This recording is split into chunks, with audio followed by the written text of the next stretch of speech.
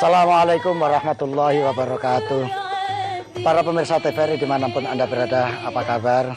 Mudah-mudahan pagi hari ini berkat rahmat dan Allah senantiasa menyelimuti kehidupan para pemirsa semuanya.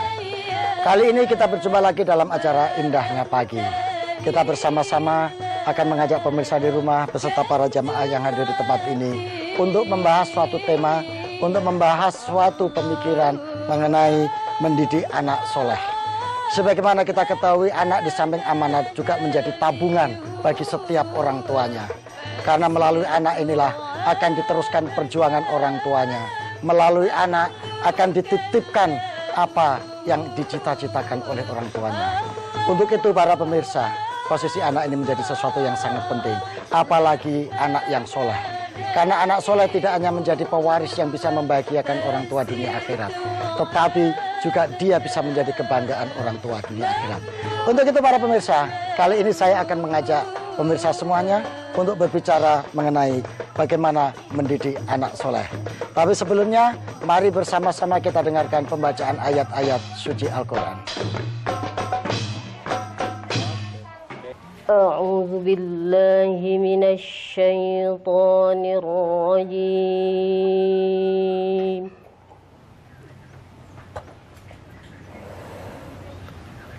بسم الله الرحمن الرحيم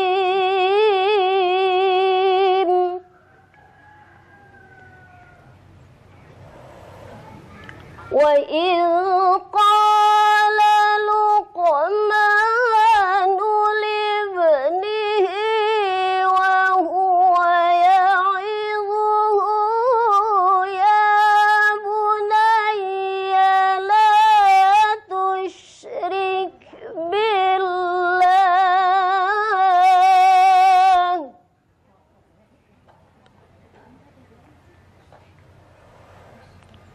إن الشرك لظلم عظيم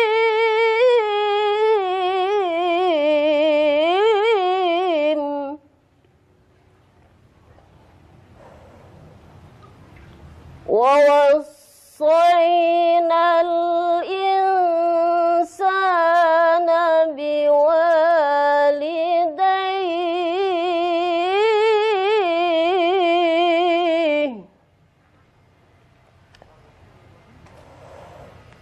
حملته أمه وهنا على وهن وفصاله في عامين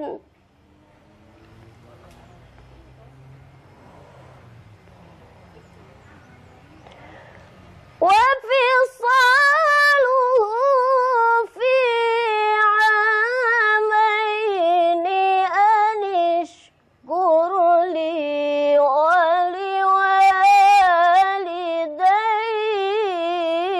ولوالديك أن اشكر لي ولوالديك إلي المصير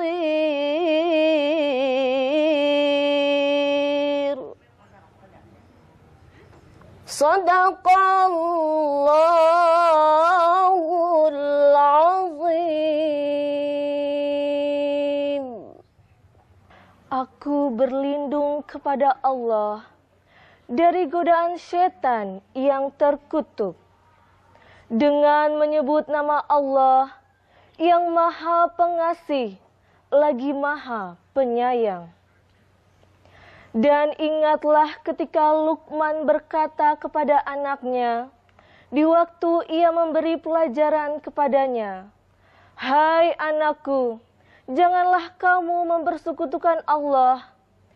Sesungguhnya mempersekutukan Allah adalah benar-benar kezaliman yang besar. Dan kami perintahkan kepada manusia agar berbuat baik kepada kedua orang tuanya. Ibunya telah mengandungnya dalam keadaan lemah yang bertambah-tambah dan menyapihnya dalam usia 2 tahun. Bersyukurlah kepadaku dan kepada orang tuamu, hanya kepada aku kembalimu. Maha benar Allah dengan segala firman-Nya.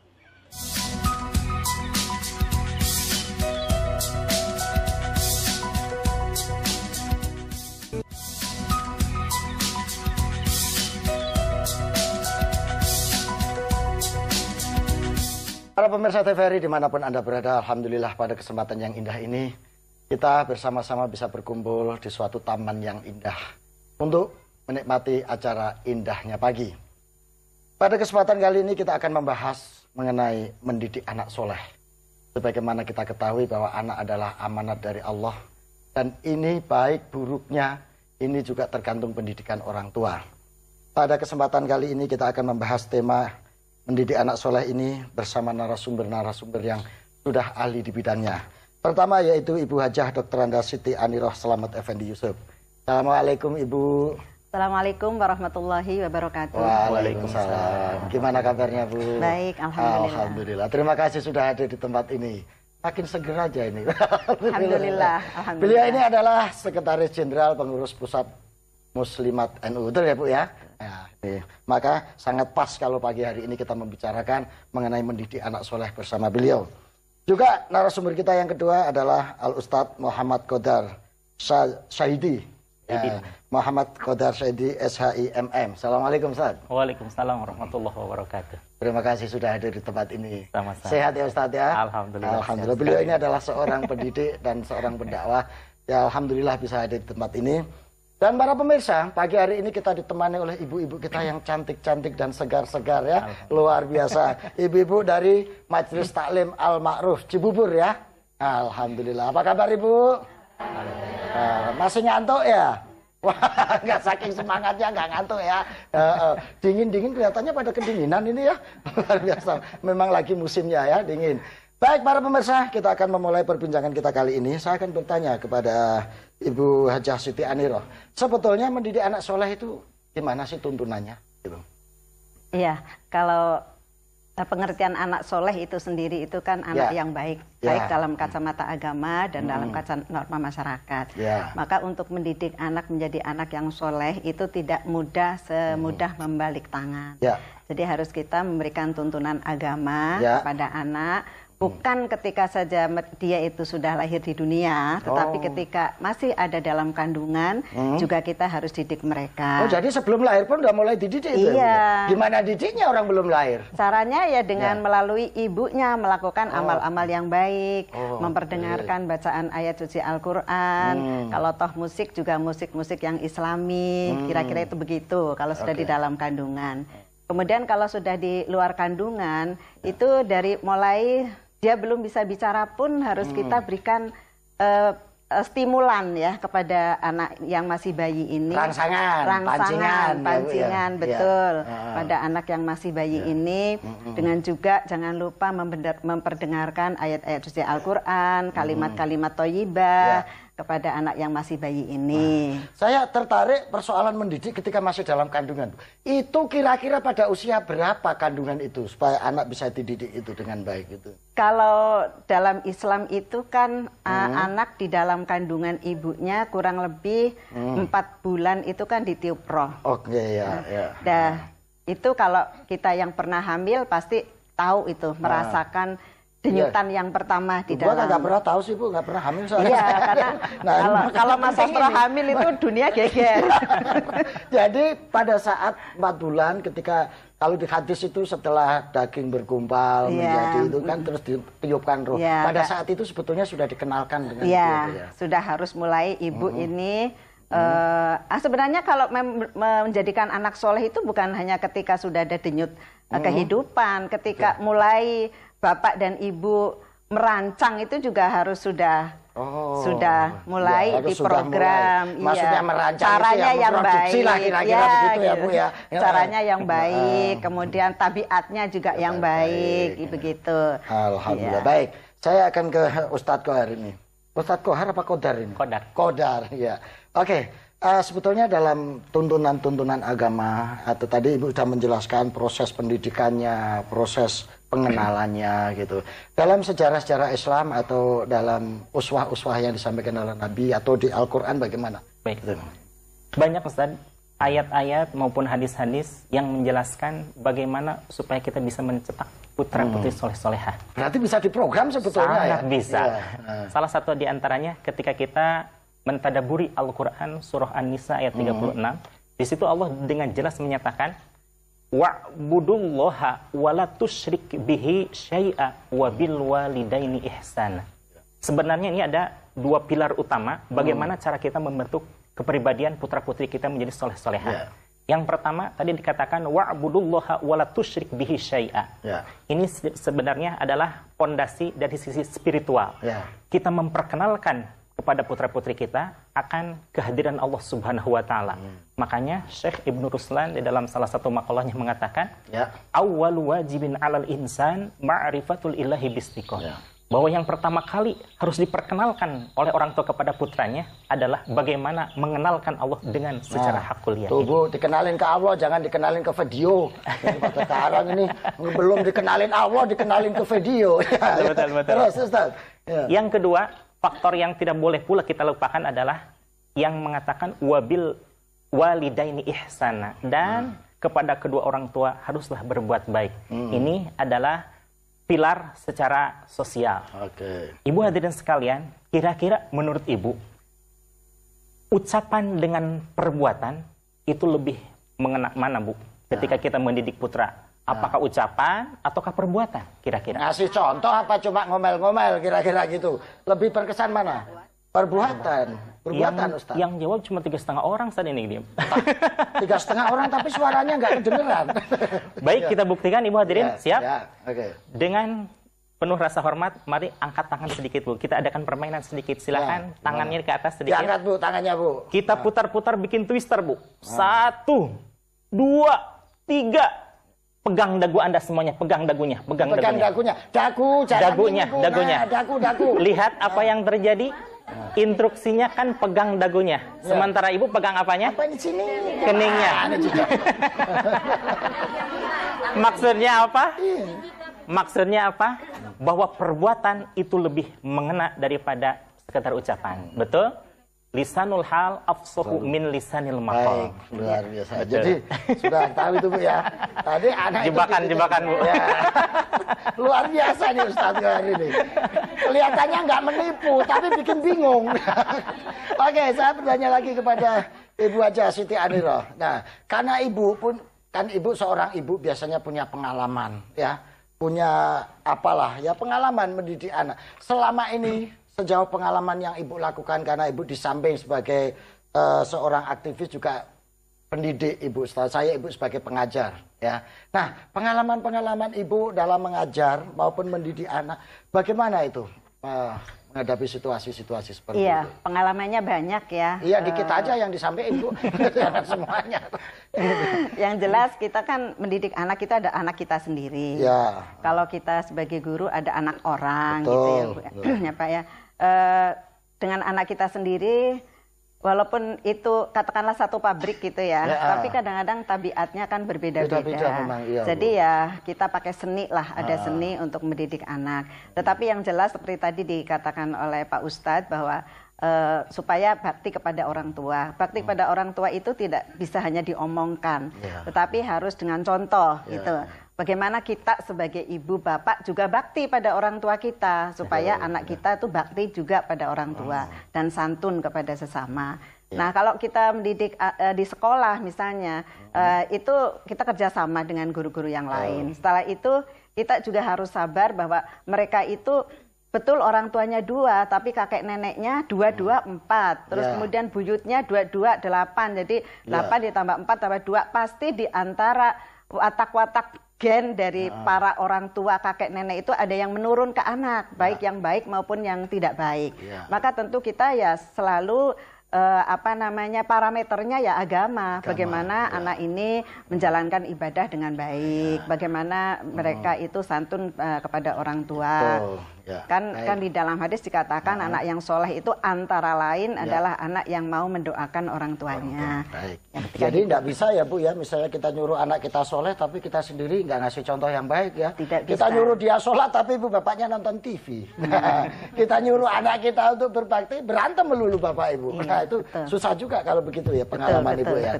Nah ke Ustadz, tadi kan salah satu mendidiknya adalah memperkenalkan Allah. Metode apa yang bisa paling efektif untuk cara memperkenalkan anak kepada Allah ini? Iya. Banyak media supaya kita bisa mengenalkan Allah kepada putra-putri kita. Contoh kecilnya, ketika kita keluar rumah, lihat pohon-pohon di sekelilingnya, betapa Allah memberikan keistimewaan kepada pohon-pohon, rasa yang berbeda padahal air hujannya sama.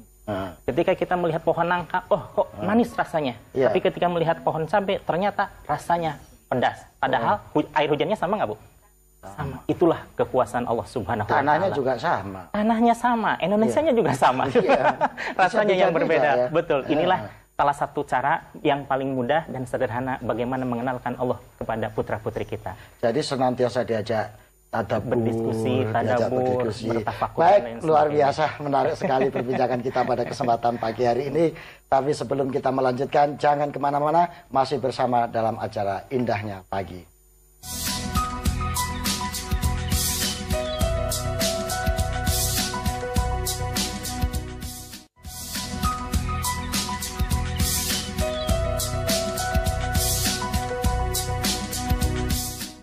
Para pemirsa TVRI dimanapun Anda berada, Alhamdulillah masih bersama kami dalam Indahnya Pagi.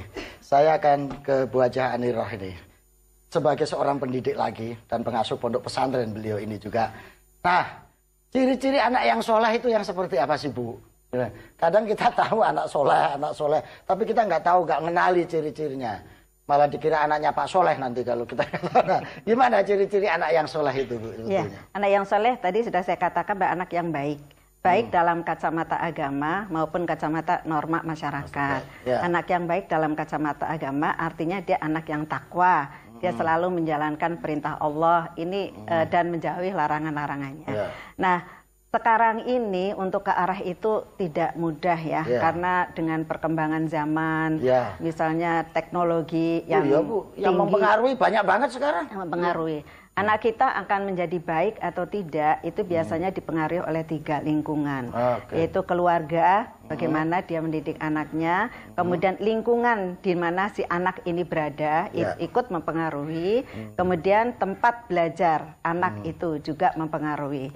Nah, jadi 3-tiganya itu harus sinkron ya. Nah, jadi anak yang soleh ya mereka tahu apa yang harus dikerjakan ya dalam perintah Allah, artinya dia sholatnya baik, ibadah-ibadah yang lain baik. Nah, dia juga mampu menahan diri atau memilah dan memilih ya mana-mana perbuatan yang tidak bagus atau tidak layak untuk dilakukan.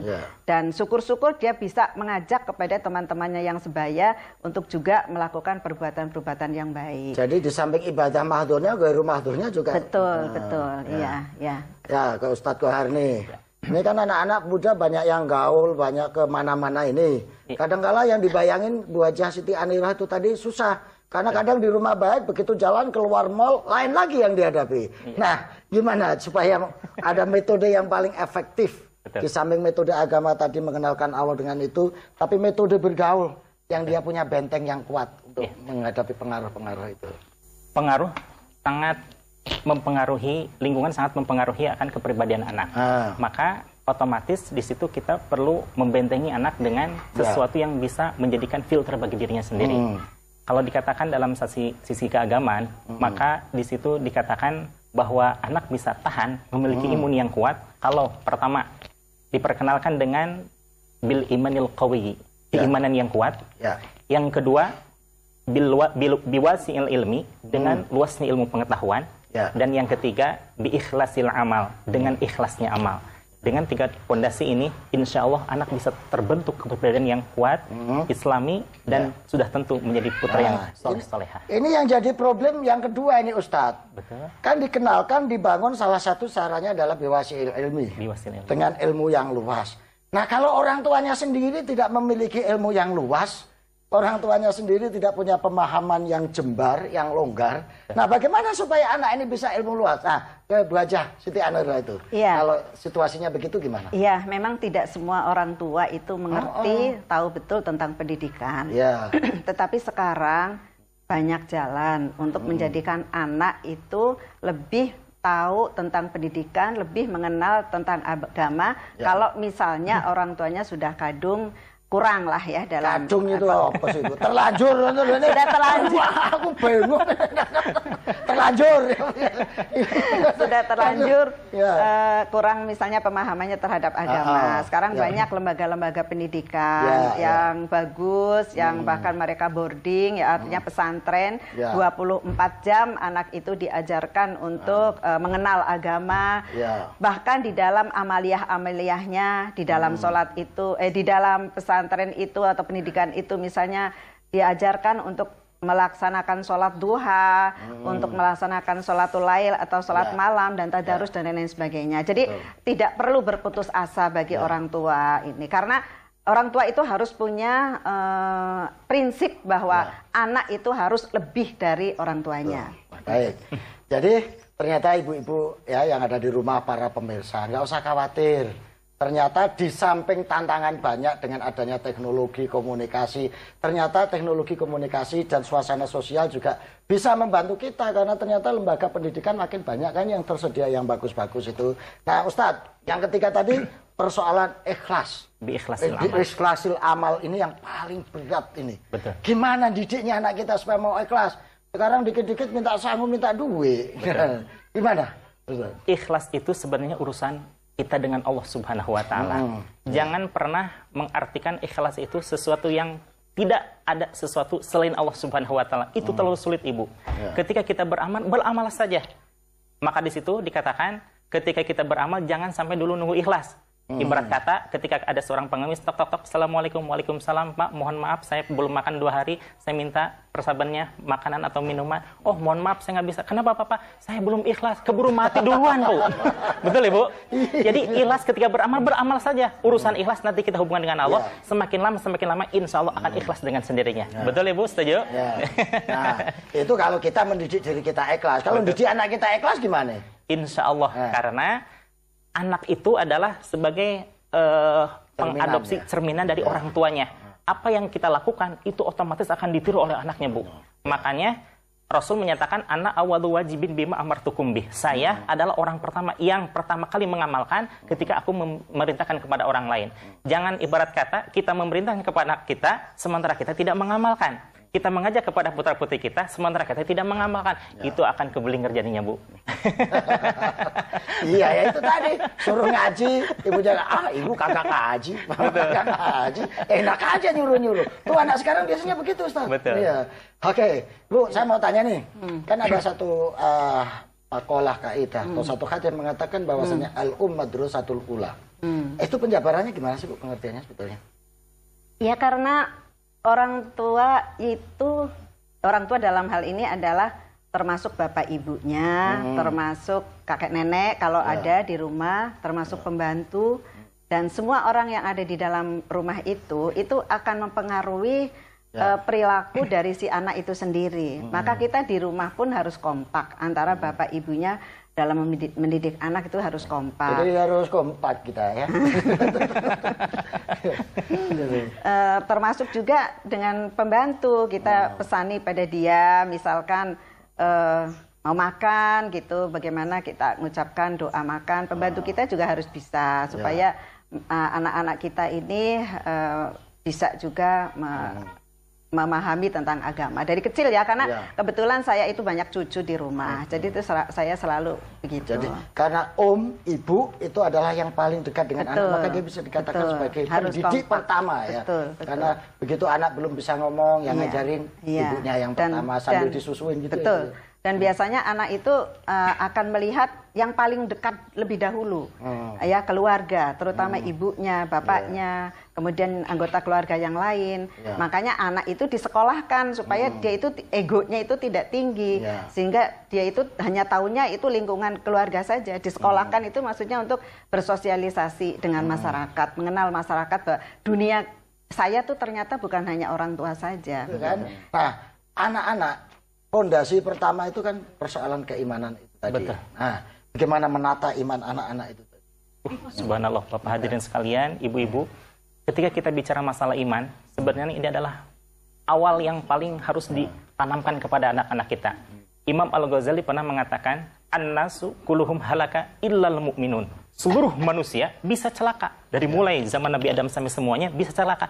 Illal mu'minun. Kecuali orang-orang yang beriman. Maka cara yang paling baik dengan menanamkan keimanan itu ibarat kata anak itu seperti halnya kertas yang putih, Bu. Belum ternoda apa-apa. Maka yang pertama kali disentuhkan kepada ruhaninya adalah menanamkan rasa tauhid kepada anak tersebut. Memang secara teori pendengaran belum berfungsi, tapi ruhani itu sudah bisa merekam asma-asma Allah. Maka ketika lahir diperdengarkan asma-asma Allah, diperkenalkan nuansa-nuansa Islami, maka insya Allah dengan sendirinya ruhaninya akan mengangkat anak tersebut sehingga akan selalu tentu dengan rasa-rasa spiritual. Jadi pondasinya itu harus diberikan sejak dari awal, Ustaz. Sejak dari awal. Tidak hanya nunggu, udah lantaran masih anak kecil ini, kalau udah gede aja nanti kita baru tata. Nggak bisa begitu ya, Ustaz? Nggak bisa. Bahkan anak itu sebenarnya sebagaimana dikatakan oleh Ibu Haji, bahwa itu pemberian pendidikan kepada anak bukan ba'dal wiladah, tapi qoblal wiladah. Bahkan qobla nikah, sebelum pernikahan itu sudah diadakan pendekatan, jangan memilih pasangan yang cantik atau ganteng, tapi pilihlah pasangan yang kira-kira bisa membawa kita kepada keriduan Allah Subhanahu wa Ta'ala. Yang bagus itu yang bisa membawa kebaikan dan kerinduan tapi cantik dan ganteng. Apalagi ideal. Baik para pemirsa, sebelum kita melanjutkan perbincangan, ini tadi kita juga dihadiri oleh suatu grup marawis yang luar biasa, yaitu grup marawis dari Al-Ma'ruf. Nah, kita bersama-sama mendengarkan dendang syair yang akan disampaikan oleh grup marawis Al-Ma'ruf. Ya hadisi ruwaida wajud amami birabili uraibun adu ma'ahu qalbi malli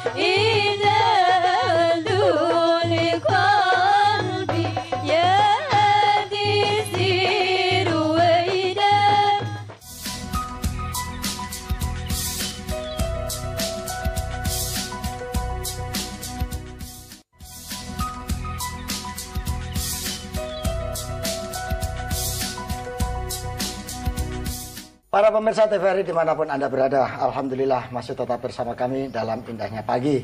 Dan kita juga masih ditemani ibu-ibu dari Majelis Taklim Al-Ma'ruf. Gimana, masih semangat Ibu? Semangat. Alhamdulillah. Gitu, biar nggak ngantuk. Ini sebentar lagi sholat subuh kita soalnya ini. Oke, setelah kita tadi berbincang-bincang ya dengan Mbak Ustadz, dengan Ibu Aja. Mungkin dari Ibu ada yang mau bertanya? Siapa? Oh ya, silakan Bu. Ya. Assalamualaikum warahmatullahi wabarakatuh. Waalaikumsalam. Nama saya Ibu Mariati dari Majelis Taklim Al-Ma'ruf Cibubur. Saya mau bertanya Pak Ustadz, Ya. bagaimana manfaatnya mempunyai anak yang soleh dan bagaimana caranya kita harus mendidik anak itu menjadi soleh dan soleha. Itu aja Pak Ustadz, terima kasih. Assalamualaikum warahmatullahi wabarakatuh. Waalaikumsalam warahmatullahi wabarakatuh. Nah, ini penting, praktis nih tanyanya ibu-ibu. Pengen cepet ngerasain dia namanya. Ya, apa sih manfaatnya punya anak soleh? Ya Ustadz, ya persilakan. Ya. Sebelumnya luar biasa nih pertanyaan Ustaz. Iya, biasa di luar soalnya. Manfaatnya Ibu, kalau Ibu tadabbur kepada satu hadis yang menyatakan idza matabnu adam in qata'a amaluhu illa min salasin, bahwa manusia kalau sudah menemui ajalnya itu sudah terputus amalnya illa min salasin, kecuali berapa Bu? Tiga. Salah satunya adalah awwaladin sholihin yad'ulah, anak soleh yang mendoakan kepada orang tuanya. Usia kita kan terbatas Bu, wallahu alam, entah Ibu duluan atau saya duluan. Ya, duluan. Ketika kita sudah meninggal, subhanallah, itu ada potensi pahala pasif income.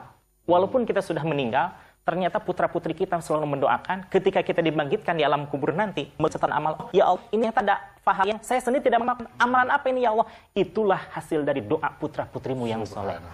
Paham Ibu? Nah, sekarang bagaimana cara mencetak putra-putri yang soleh-solehah?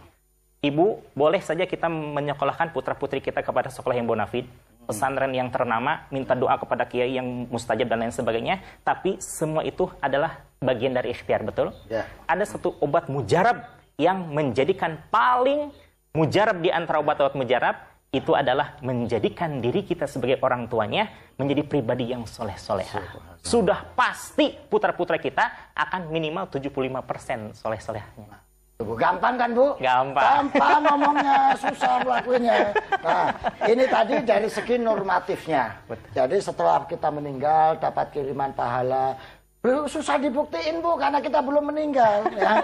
Sekarang yang masih hidup manfaatnya apa? Nah ini saya tanya kepada Bu Haja Aniro. Karena kebetulan beliau yang sudah punya anak dan sudah punya pengalaman untuk bagaimana anak soleh. Nah, selama di dunia aja nikmatnya apa manfaatnya Ibu? Nah, mungkin bisa bagi ya, pengalaman. Manfaatnya yang jelas itu kita tidak punya beban. Nah, ya, jadi kita ini rasanya bahagia kalau kita ini anak-anak kita ini menjadi anak yang soleh dan soleha. Dia bisa menggantikan peran dari bapak ibunya ketika tidak ada di rumah. Ketika bapak ibunya misalnya sakit, dia itu peduli. Kan kalau yang tidak soleh kan nggak peduli itu. Malah ditinggal dugem Bu, anaknya sakit itu. Dugem. Orang tuanya sakit malah ditinggal dugem. Nah kalau anak soleh itu kan mau ngerawat orang tuanya ketika dia sehat maupun sakit. Itu apalagi sakit begitu. Nah semua itu tentu seperti yang tadi sudah saya katakan tidak mudah. Tidak seperti membalik tangan, tapi itu juga semuanya harus kita contoh. Dari orang tua sendiri itu memberikan contoh yang santun kepada orang tua supaya anak-anak kita juga baik kepada kita. Itu kunci utama. Itu, jadi saya kira itu. Jadi Bu, nanti di dunia bisa ngerasain langsung manfaat anak soleh itu. Tidak bikin jengkel, tidak bikin stres, tidak bikin mumet. Justru malah membahagiakan kedua orang tua. Di akhirat dapat kiriman pahala. Insya Allah. Enak punya anak soleh Bu. Gitu. Makanya kalau punya anak jadi soleh. Baik, mungkin ada yang mau bertanya lagi dari Ibu. Oh, silakan Ibu. Ya. Assalamualaikum warahmatullahi wabarakatuh. Waalaikumsalam warahmatullahi wabarakatuh. Nama saya Ibu Haja Nenah dari Majelis Al-Ma'ruf. Mau tanya Ustadz, Ya, silakan Ibu. apa bedanya anak yang soleh dengan anak yang pintar? Sekian aja Ustadz. Assalamualaikum warahmatullahi wabarakatuh. Waalaikumsalam warahmatullahi wabarakatuh. Waalaikumsalam. Soleh dengan pinter. Pinter juga Ibu nanyanya. Kadang bisa orang membaca, wah anak gua pinter-pinter. Wah beasiswa terus, dikirim ke luar negeri. Nah, tapi apakah yang pinter mesti soleh? Woi, Bu Haja Aniro. Iya. Kalau menurut saya kalau soleh itu pasti pintar. Ya. Tapi kalau pintar belum tentu soleh. Bagaimana pendidikan yang diterima oleh anak itu sendiri.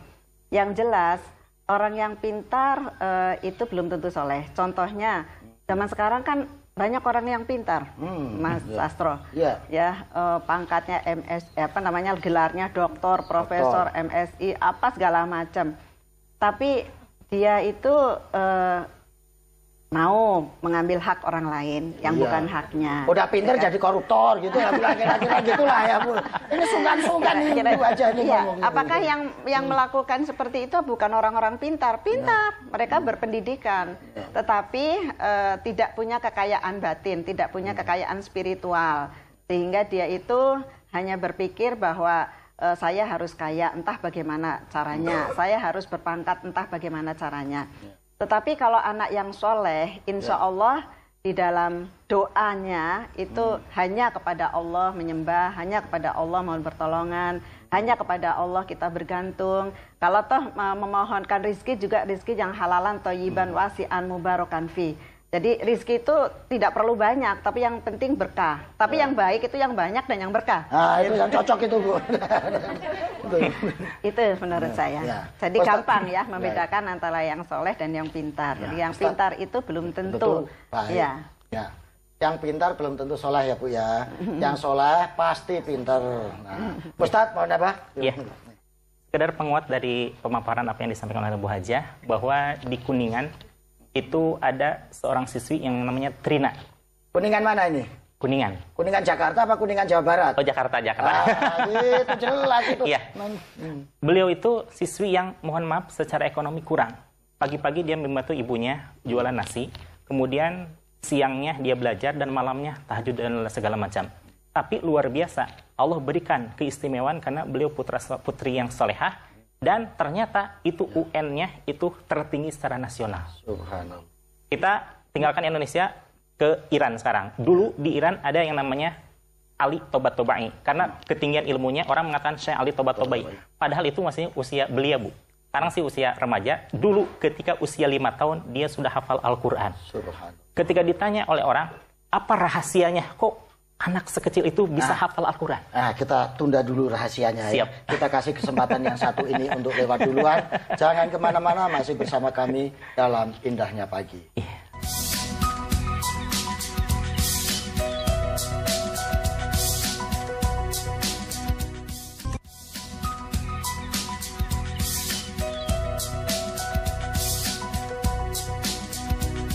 Para pemirsa TVRI dimanapun Anda berada, Alhamdulillah kita masih di tengah-tengah taman yang indah, sejuk, damai, dan penuh pepohonan ini.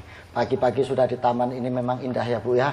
Nah, baik para pemirsa, kita akan melanjutkan perbincangan. Ustadz, jadi saya mau tahu rahasianya tadi, supaya dibongkar lagi, siapa tahu ibu-ibu bisa melanjutkan rahasia-rahasia ini kepada anak-anaknya supaya menjadi anak yang soleh. Silakan. Itu ibu bisa dapatkan penjelasan dari buku yang berjudul Doktor Cilik Penghafal Quran. Namanya Hussein Tobat-Tobai dari Iran. Hafal Quran ketika usia 5 tahun. Kalau di Indonesia kan 5 tahun baru baca Iqra ya. Di situ beliau luar biasa sampai sekarang udah usia remaja. Dan ketika ditanya oleh orang-orang apa rahasianya ini putra bisa segitu cerdasnya, maka ketika ibunya menjawab, saya tiap hari mengajari bagaimana cara membaca dan mentadabbur Al-Quran. Tapi ketika saya memberikan air susu, ketika waktu kecil dia menyusui, saya tidak pernah memberi dia ASI sebelum saya berwudu. Ini rahasianya. Jadi kembali kepada orang tua lagi. Ingin mencetak putra yang soleh, maka mari jadikan kita sebagai pribadi yang soleh-soleh. Siap Ibu? Insya Allah. Jadi mimpi di siang bolong. Kalau kita ingin mencetak putra putri solehah, solehah, tapi kitanya nggak soleh, salah itu mah, betul Bu? Luar biasa. Oke, mungkin ada yang mau bertanya lagi para jamaah ibu-ibu. Oh ya, silakan. Yuk. Ya.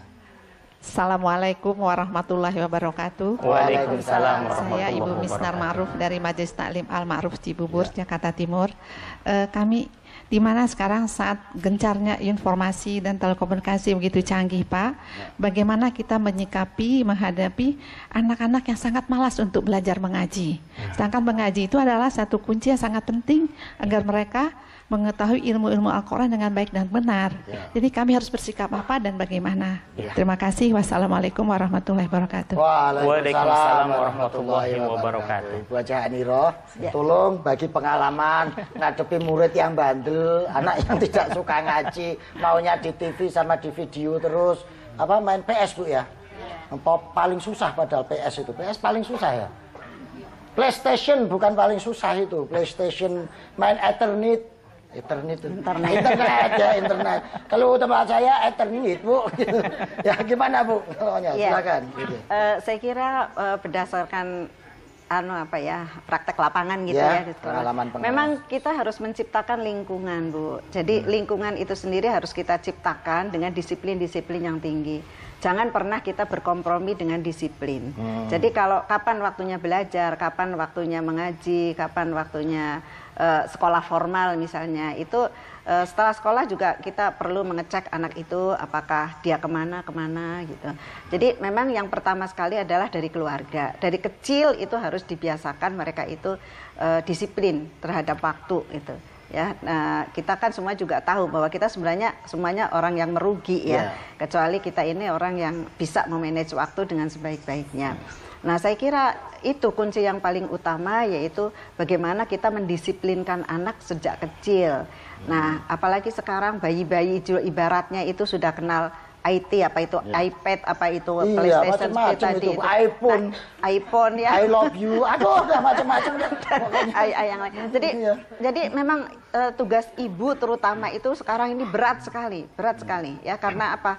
Karena itu tadi tantangan yang datang teknologi itu memang seperti pedang bermata dua. Teknologi itu ya. Kadang satu sisi dia bisa membawa maslahah, tapi satu sisi bisa membawa mafsadah. Tergantung dari kita menggunakan alat itu. Ya, jadi untuk kaitannya malas ngaji itu pasti karena dia itu asik dengan iPad-nya, malas ngaji karena dia asik dengan PlayStation-nya.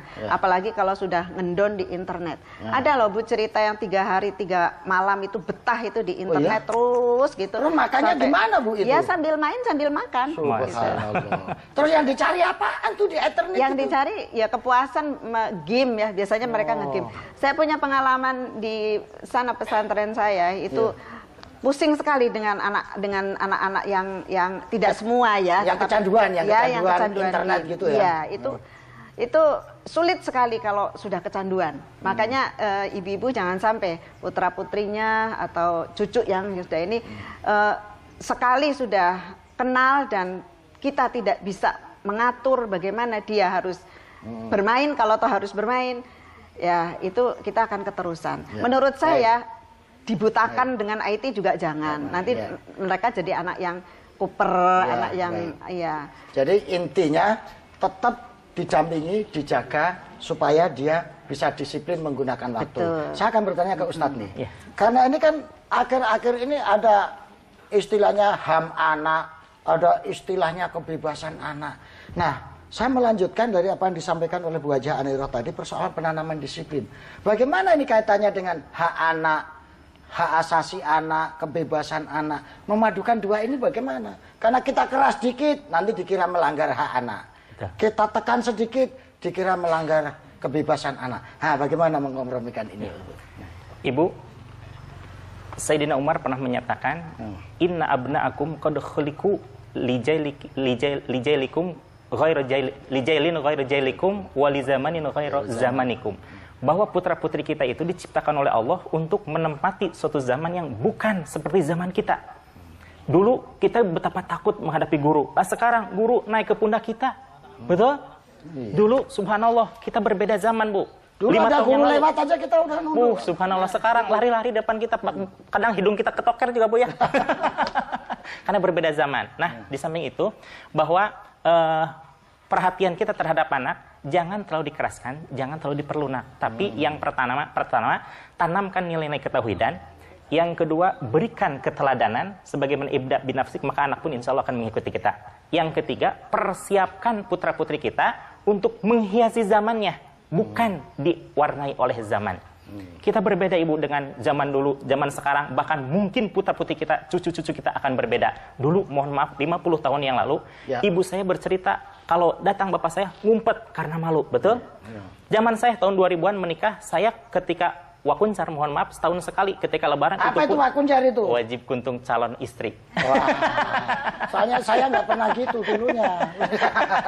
Betul. Itu jarak 5 meter, tapi ditemani oleh kakaknya. Lah sekarang, mohon maaf, jaraknya 5 cm, Ibu. Oh, ya? Betul. Nah, ini makanya, ini perlu pernah tahu yang gitu-gitu ya.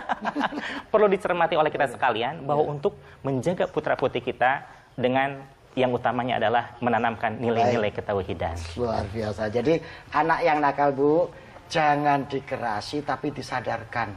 Cara nyadarkannya melalui keteladanan dan pendampingan yang intensif. Sebab biarpun diomelin sehari, kalau anak kayak gitu biasanya nggak didengerin.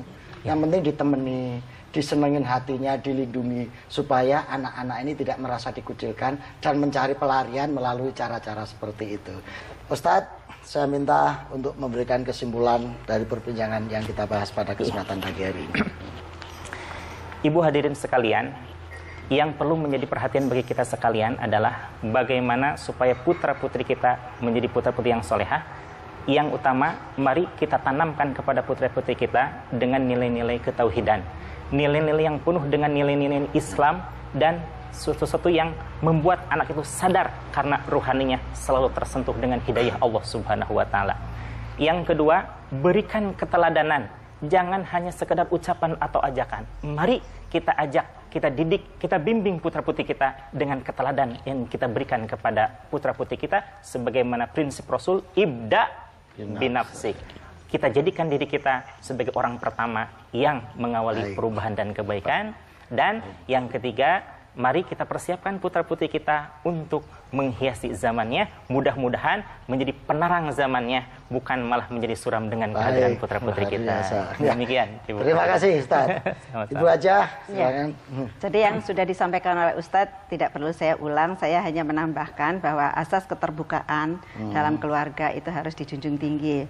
Kita harus sadar dan tahu bahwa anak adalah makhluk yang bertumbuh dan berkembang. Anak itu tidak selamanya kecil, tetapi dia akan menjadi besar dan mereka mempunyai pandangan hidup dan juga mempunyai watak pribadi yang dia sendiri juga sudah miliki dari dasarnya. Sehingga kita sebagai orang tua di samping mendoakan anak supaya menjadi anak yang soleh, kemudian memberikan contoh yang baik kepada anak kita, ibda binafsik itu tadi, di dalam keluarga itu kita saling asah, saling asuh, saling asih. Diskusi dengan anak, kemudian jangan otoriter, jangan kita mentang-mentang jadi orang tua. Saya kira itu sangat penting ya ditanamkan dalam keluarga. Selebihnya adalah mendoakan anak-anak kita. Seperti itu juga anak yang soleh mendoakan orang tuanya. Karena doa, tidak ada doa yang paling makbul kecuali doa orang tua terhadap anaknya dan doa anak terhadap orang tuanya. Saya kira begitu. Terima kasih. Para pemirsa, menarik sekali perbincangan kita kali ini. Bahwa anak soleh adalah merupakan karunia terbesar bagi kehidupan orang tua. Karena anak yang soleh akan memiliki manfaat di dunia dan akhirat, baik bagi orang tuanya, bagi keluarganya, maupun bagi lingkungannya. Karena anak yang soleh akan memiliki akhlak yang baik. Dia tidak akan menyakiti dan menjadi beban bagi masyarakatnya maupun bagi orang tuanya. Dan mendidik anak soleh, kuncinya adalah pada orang tua, keluarga. Dan masyarakat hanya lingkungan sekunder yang akan membangun ini. Itu ditanamkan keimanan, diberi ilmu yang lebih luas, dan dididik untuk bersikap ikhlas. Untuk itu, para pemirsa, bahwasanya supaya anak-anak kita menjadi anak yang soleh, maka orang tua harus memberikan keteladanan, harus memberikan contoh yang baik. Jangan sampai gara-gara kita mengejar profesi, mengejar pangkat, mengejar yang lain-lain, sehingga kita melupakan anak kita untuk kita didik menjadi anak soleh. Baik, para pemirsa, mudah-mudahan perbincangan kita membawa manfaat dunia dan akhirat. Dan waktu jualah yang memisahkan kita. Insya Allah kita akan berjumpa pada kesempatan yang sama, yaitu indahnya pagi. Kami ucapkan terima kasih kepada Ibu Wajah Dr. Anda Siti Anirah, Selamat Effendi Yusuf yang sudah berkenan hadir. Terima kasih, Bu, luar biasa pandangan-pandangannya. Kepada Ustadz Gohar, Terima kasih. Sama-sama. Qodar ya. Naam. Afwan. Ustadz Qodar luar biasa pencerahannya. Ibu-ibu dari Majelis Taklim Al-Ma'ruf. Pagi-pagi sudah datang ya Bu ya. Bangunnya jam berapa tadi dari rumah ya? Wah, ya, sekitar jam 3 udah bangun. Wah, udah belum mandi kayaknya ini ya. Alhamdulillah adik-adik kita dari SMK Cordova juga ikut hadir untuk ngaji menemani kita. SMK Cordova Pati jauh-jauh ya. Alhamdulillah hadir di sini. Mudah-mudahan semuanya berkah dan manfaat.